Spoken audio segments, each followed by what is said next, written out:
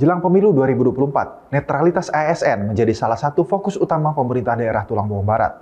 Hal ini menjadi poin krusial dalam memastikan keberlangsungan pemilu yang adil dan transparan.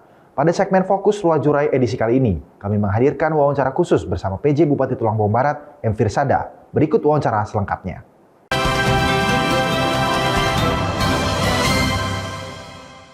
Selamat siang pemirsa Metro TV Lampung, senang sekali rasanya saya kembali menjumpai Anda dalam segmen Fokus. Kali ini pemirsa saya akan berbincang bersama dengan PJ Bupati Tulang Bawang Barat, M. Firsada. Dan kali ini pemirsa kita mengetahui bahwa saat ini kami memasuki tahun politik di mana jelang pemilu 2024 netralitas ASN menjadi fokus utama dalam menghadapi pemilihan serentak.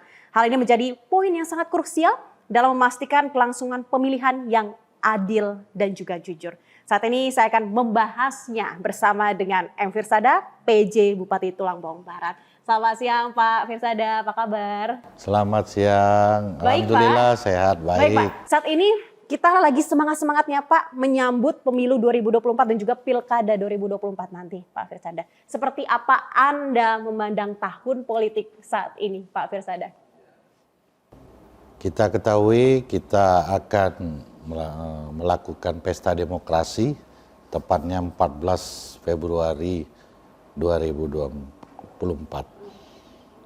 Saat ini tahapan pada masa kampanye. Jadi caleg apakah dia DPRD Kabupaten, DPRD Provinsi maupun DPR RI serta DPD dan Capres sudah memiliki tim kampanye dan sudah diatur bagaimana jadwal kampanye. Dalam kapasitas saya sebagai pejabat bupati, saya harus bisa memastikan seluruh ASN di Kabupaten Tulang Bawang Barat itu netral.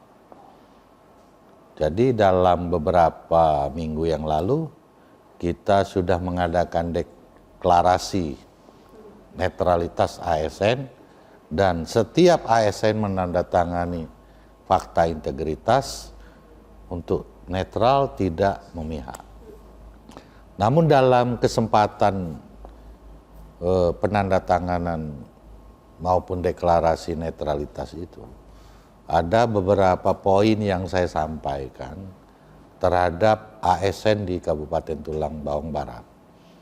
Tidak hanya sekedar menunjukkan netralitas, yang lebih penting itu menjaga persatuan, menjaga kondusivitas, sehingga pemilu ini berjalan aman, damai, lancar, dan tingkat partisipasi pemilih tinggi.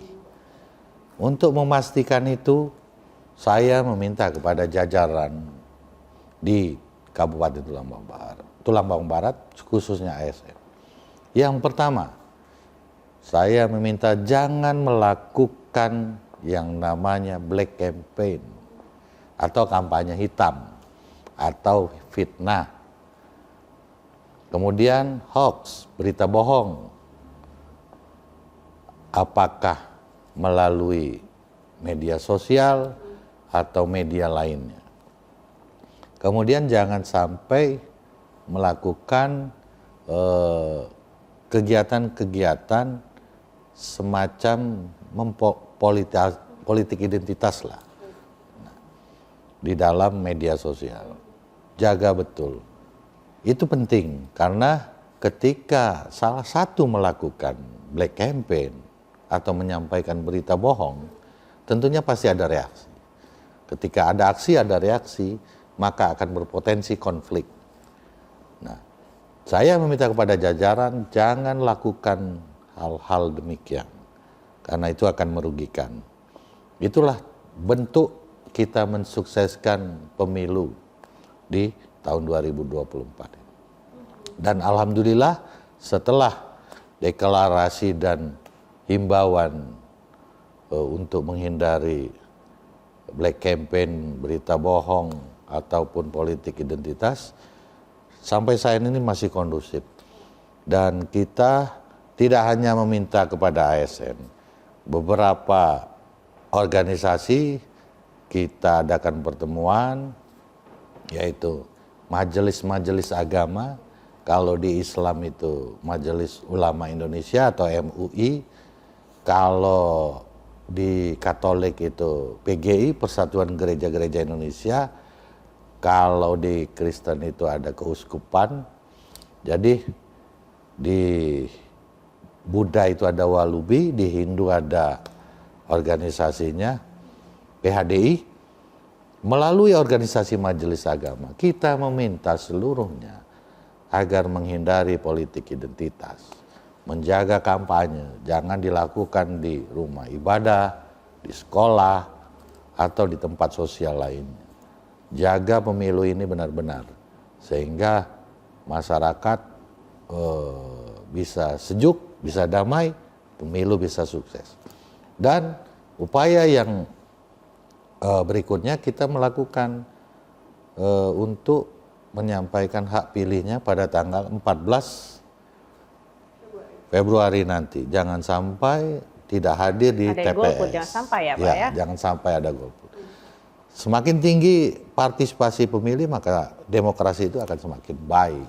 Jadi masyarakat bisa menyalurkan pilihannya di TPS masing-masing. Kita tahu Pak, saat ini kita memasuki masa kampanye ya Pak, dan masa kampanye saat ini juga bisa dibilang cukup lama, Pak Pesada, ya. Seperti apa Pak persiapan di Kabupaten Tulang Bawang Barat ketika kampanye ini dimulai? Tentu sudah ada tadi ya pasangan-pasangan calon, tim sesnya. Seperti apa Anda juga ini bisa menjaga Pak agar tetap kondusif dan tidak ada gesekan antara setiap pasangan calon ini Pak di masa kampanye? Jadi yang berperan terhadap kampanye itu adalah Bawaslu, Badan Pengawas Pemilu. Jadi kita mengedepankan Bawaslu ini melakukan tugasnya. Karena Bawaslu sekarang konsep pengawasannya bersifat partisipatif. Jadi meminta semua kelompok masyarakat ketika ada laporan atau pelanggaran yang dilakukan pada masa kampanye, itu bisa ditindaklanjuti oleh Bawaslu. Dan kita sebagai pemerintah menjaga betul netralitas kita, menjaga kondusivitas. Jadi kita mengedepankan Bawaslu melakukan tugasnya dan memberikan ruang kepada masyarakat. Apapun pelanggaran, apapun kejadian yang merugikan salah satu pihak, agar segera dilaporkan. Dan ini menjadi presiden kalau pelanggaran-pelanggaran tidak ada tindak lanjut atau upaya-upaya yang bisa memberikan sanksi terhadap pelanggaran. Jadi Bawaslu harus terdepan di dalam mengawasi kampanye-kampanye.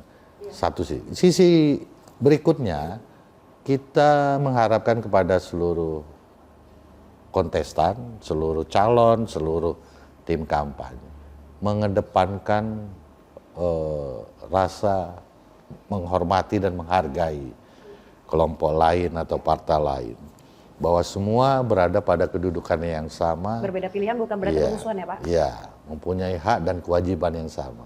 Haknya menyampaikan program, tapi kewajibannya menghargai dan menjaga kondusivitas.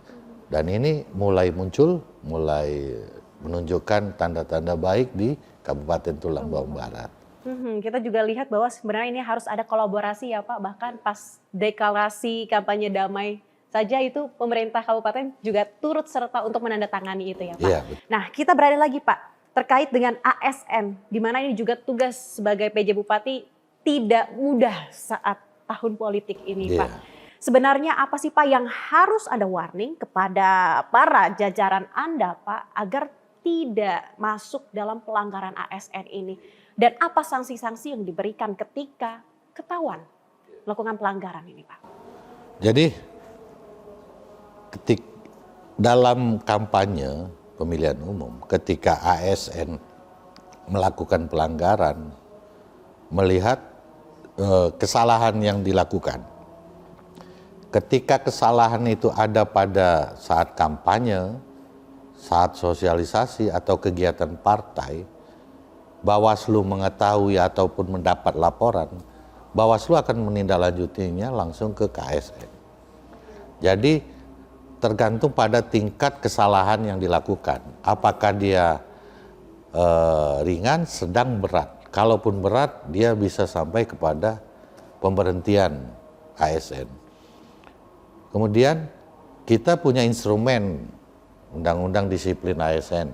Bawaslu punya instrumen juga, tergantung tingkat kesalahan. Tapi untuk pencegahan, kita sudah mensosialisasikan agar ASN tidak memberikan like, share maupun komen di media sosial terhadap calon. Kemudian berfoto bersama ataupun memberikan kode dari tangan, apakah dia jari 1, jari 2, sampai jari 5, ataupun jempol, ataupun tanda lainnya yang mengidentikan dengan salah satu partai ataupun calon, ini agar dihindari. Dan sejauh ini kita melakukan pengawasan baik inspektorat maupun badan kepegawaian, belum ada kesalahan ataupun pelanggaran yang dilakukan oleh ASN baik di media sosial maupun di foto-foto bersama kegiatan parpol ataupun capres. Kita harapkan itu akan terus berlangsung ya Pak, sampai nanti kita pemilihan ya Pak. Betul. Kita beralih Pak, tadi kan kita ngomongin ASN, saat ini saya mau tahu Pak, sebenarnya tingkat partisipasi di Tulang Bawang Barat sendiri menurut Pak Firsada seperti apa? Apakah tingkat partisipasi masyarakat dalam pemilihan demokrasi di tahun-tahun sebelumnya Pak, itu sudah berjalan dengan baik menurut Pak Firsada? Kalau menurut data, tingkat partisipasi di Tulang Bawang Barat terakhir itu kisarannya di 80-an%. Walaupun target nasional itu 75%. Kita mengharapkan tingkat partisipasi ini bisa maksimal, bahkan bisa 90%. Karena dalam pemilu ini ada pemilih pemula yang disebut namanya generasi Z, ini pemilik KTP baru, ini adalah anak-anak muda. Oleh karenanya kita melakukan sosialisasi di sekolah, di perguruan tinggi, sehingga anak-anak muda ini mempunyai kesadaran, kemauan untuk datang ke TPS. Dan suara mereka lumayan cukup banyak yang pada usia generasi Z. Apalagi kalau generasi X maupun milenial ini sepertinya sudah sadar. Tapi kita memerlukan fokus pada generasi Z yang dikategorikan sebagai pemilih pemula. Dan saya optimis pada pemilu nanti partisipasi kita akan tinggi karena kesadarannya sudah cukup baik.